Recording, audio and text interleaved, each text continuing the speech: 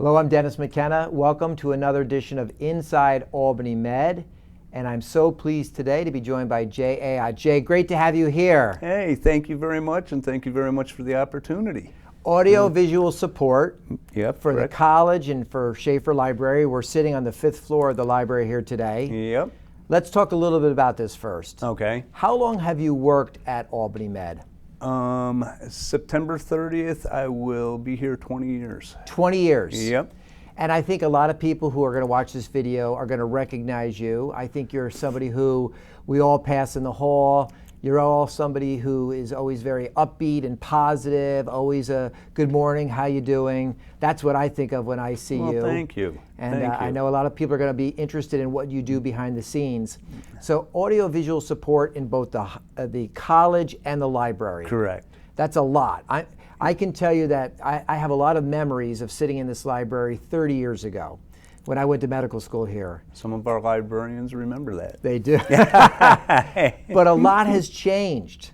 And a lot of that is the work that you do with the audio and visual and the computer labs and the support for that. Talk about that. I kind of put my job into three categories. Okay. The first thing I do, I call it preemptive. Then my day becomes reactive. And then I call the last component reconnaissance. Okay. And what the preemptive part of it is, you see me here in the morning.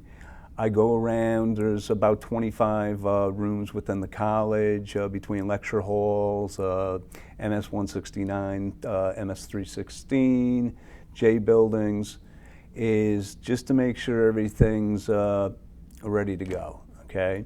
A lot of it too at that point is helping a lot of the faculty if they're having classes, like say up in J305, where hypothetically they're going to have an ultrasound machine hooked up to the wall monitors, right. Or if students want to, if the class requires that they hook up to all the wall monitors with their laptops, I make sure I show the instructor how to be able to rotate. Like sometimes they might want Dr. McKenna's laptop presented on all the screens or the main screen, Sure. Stuff like that. So it's a little tricky, but once you get the hang of it, it's like anything else. But as I think about it, that is so important because the learning environment for our students these days is so dependent upon technology. Laptop computers. Absolutely. You mentioned ultrasound images being displayed.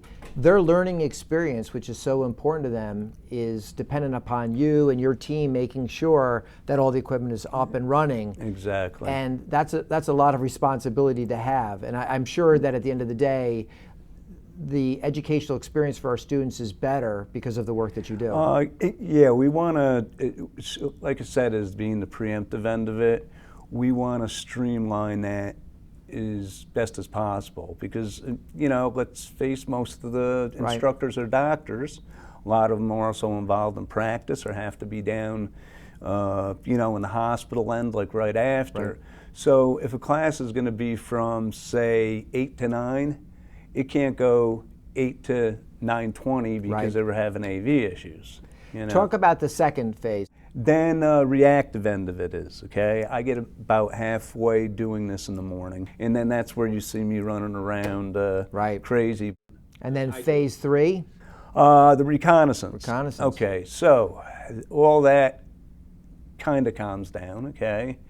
Then I usually take a couple of rotations around to all the rooms during that time, and I like peek in the door real quick to make sure the presenter's presenting, the students are engaged, and then I do run into the occasional, I open the door, and then I see 5 heads around the computer at the podium. Right. So it's like, Well, I can tell you go in from there. I can tell you from personal experience, having meetings in MS 101, which is a territory you cover, Yep. and often we'll have board members there or people from the community, and we're having some difficulties. We do a call. You or a member of your team comes down right away. It makes a huge difference. When it works well, when it works the way we expect it to, no one actually thanks you for making sure it worked that way. A lot of times we only think of you in the standpoint of, hey, come fix this problem for me. But in point of fact, we should all be very grateful for what you do in that first part of your day where you go through and do that preemptive work and make sure everything is working. So thank you for that. Well, thank you so much. That makes me feel good. Also, too, I just wanted to give a shout out, especially to Brian Mooney, okay, because he's taught me so much. He's taught me so many tricks of the trade, I guess you could say. You know,